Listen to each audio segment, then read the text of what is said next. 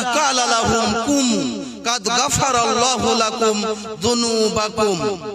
রাসূল সাল্লাল্লাহু আলাইহি সাল্লাম বলেন যে যখন কোনো ব্যক্তি যেখানে আল্লাহকে স্মরণ করা হয় সেই জায়গাতে উপস্থিত হয়ে যায়, যেই জায়গাতে আল্লাহকে স্মরণ করা হয়, কোরআন এবং সহিহ সুন্নাহর আলোচনা করা হয়, এখানে যারা উপস্থিত হয় তাদেরকে তাদের উঠে যাওয়ার পূর্বে মজলিস যখন শেষ হতে যায় তখন শেষ হওয়ার পূর্বেই ঘোষণা দিয়ে বলা হয় কুম, তোমরা এখন উঠে চলে যাও। কাদ গাফারাল্লাহু লাকুম যুনুবাকুম, আল্লাহ তাআলা তোমাদের পাপগুলোকে ক্ষমা করে দিয়েছেন। শুধু পাপ ক্ষমা হয় এই হাদিসে এটা বলা হয়নি। রাসূল সাল্লাল্লাহু আলাইহি সাল্লাম আরো বলেন ওয়া বুদ্দিলাত সাইয়্যাতুকুম হাসানাত, তাদের পাপ তো ক্ষমা হবেই, সাথে সাথে তাদের পাপগুলোকে নেকিতে পরিবর্তন করে দেওয়া হয়। সুবহানাল্লাহ। পৃথিবীতে এমন কোনো আমল নাই যে যেই ভালো আমলটা করলে তার বিনিময়ে তার গুনাহ মাফ করা হয় এবং সাথে সাথে ওই গুনাহগুলোকে নেকিতে পরিবর্তন করে দেওয়া হয়, এরকম হাদিস পাওয়া যায় না। দুইটি আমল ছাড়া, তার ভিতরে একটি হচ্ছে যে যারা দ্বীনি মজলিসে এসে উপস্থিত হয় তাদের পাপ ক্ষমা হয় এবং পাপগুলোকে নেকিতে পরিবর্তন করে দেওয়া হয়। আমরা বলছিলাম দ্বীনি মজলিসের অনেক গুরুত্ব রয়েছে, এরপরও মানুষ দ্বীনি মজলিসে এসে উপস্থিত হয় না। আমরা বলছিলাম যে আমার আজকের বিষয় প্রকৃত মুসলিম কারা। প্রকৃত মুসলিম কারা কয়েকটি পয়েন্টে আমি আলোচনা করব।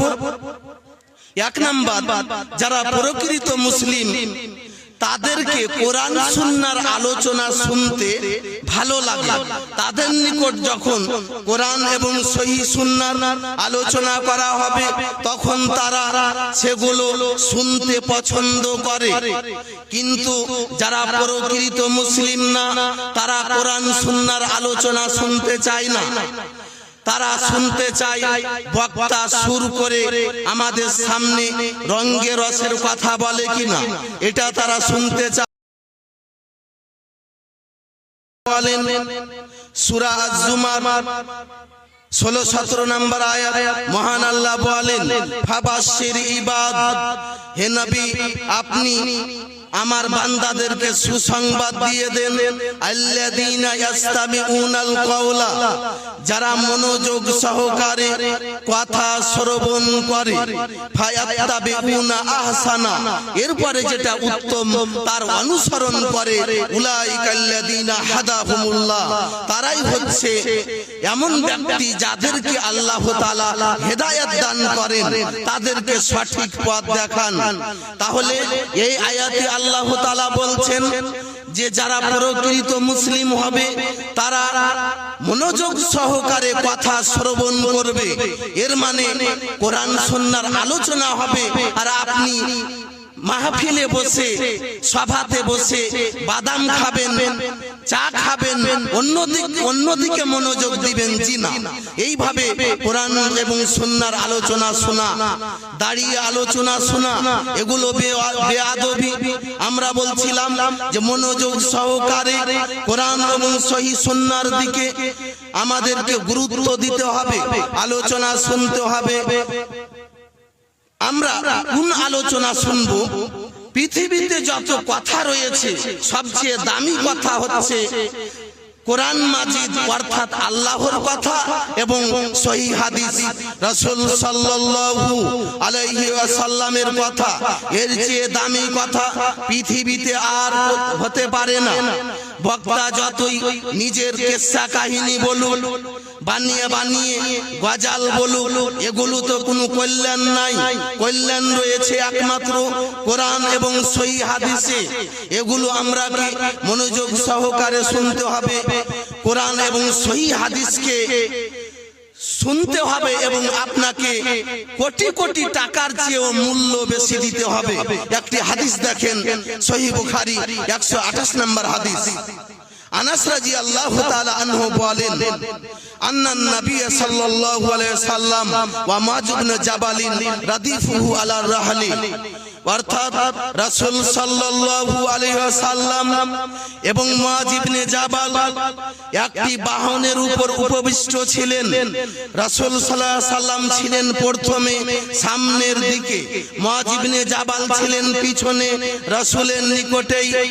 এই যানবাহনে থাকা অবস্থায় আল্লাহর রাসূল সাল্লাল্লাহু আলাইহি সাল্লাম বললেন, ইয়া মুআয, হে মুআয। তখন মুআয বললেন, লাব্বাইক ইয়া রাসূলুল্লাহ ওয়া সাদাইক, হে আল্লাহর রাসূল, আমি আপনার দরবারে উপস্থিত রয়েছি, আমি আপনার জন্য রেডি রয়েছি, প্রস্তুত রয়েছি। ভাবখানা দেখে মনে হচ্ছে যে মুআয বিন জাবাল বলছেন, হে আল্লাহর রাসূল, আপনি বলেন, কি বলছেন? আমি আপনার কথা শোনার জন্য প্রস্তুত রয়েছি। আল্লাহর রাসূল আবার বললেন, হে মুআয, ইয়া মুআয, হে মুআয। তখন মুআয বললেন, লাব্বাইক ইয়া রাসূলুল্লাহ ওয়া সাদাইক। আবার আল্লাহর রাসূল বললেন, ইয়া মুআয। আবার মুআয বললেন, লাব্বাইক ইয়া রাসূলুল্লাহ ওয়া সাদাইক, হে আল্লাহর রাসূল, আমি আপনার দরবারে আপনার নিকটে উপস্থিত রয়েছি এবং আপনার জন্য প্রস্তুত রয়েছি। আল্লাহ রাসূল বললেন, মা বিন আহাদিন আশহাদু আল্লা ইলাহা ইল্লাল্লাহ ওয়া আন্না মুহাম্মাদান আবদুহু ওয়া রাসূলুহু সিদকান মিন কলবিহি ইল্লা হারামাল্লাহু আলাইহিন নার। যেই ব্যক্তি সাক্ষ্য দিবে আল্লাহ ছাড়া সত্য কোনো মাবুদ নাই এবং রাসূল সাল্লাল্লাহু আলাইহি সাল্লাম আল্লাহর